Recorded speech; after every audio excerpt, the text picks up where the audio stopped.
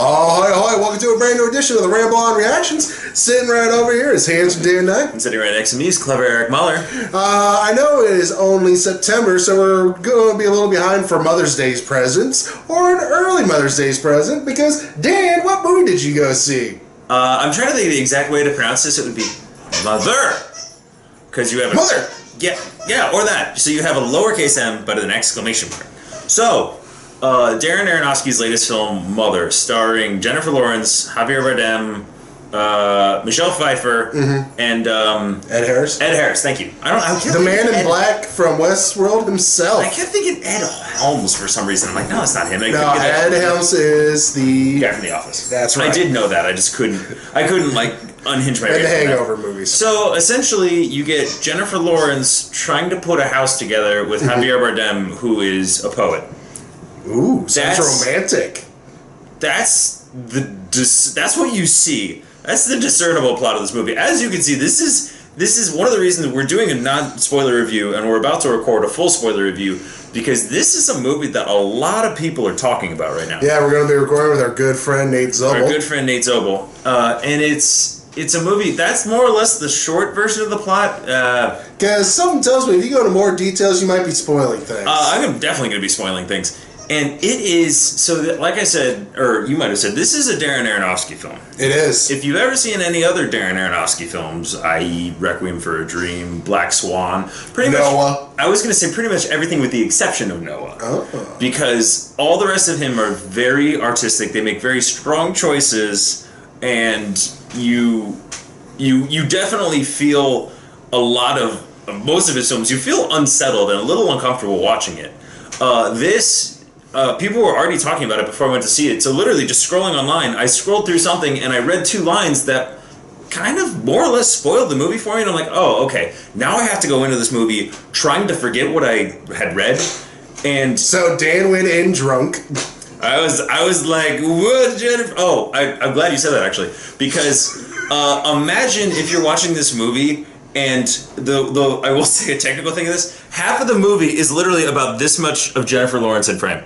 So you get like a 3/4 shot of Jennifer Lawrence living her whole life, doing everything, and I'm like, this is like 60% of this fucking movie. You smell nice. I just want to put that out there. Those armpits are like right there. I'm sure if it was Jennifer Lawrence, I'd say the same thing to her. Well, and also ask her questions about Passengers, because there's I need some answers. We still have questions about that movie. So, but you get a lot. This is her movie essentially, and every other character kind of goes in and out. Well, she's titled Mother. I mean, that's not going to get old, even if you keep doing it during the full audio spoiler. But it's so trying to forget what I had read.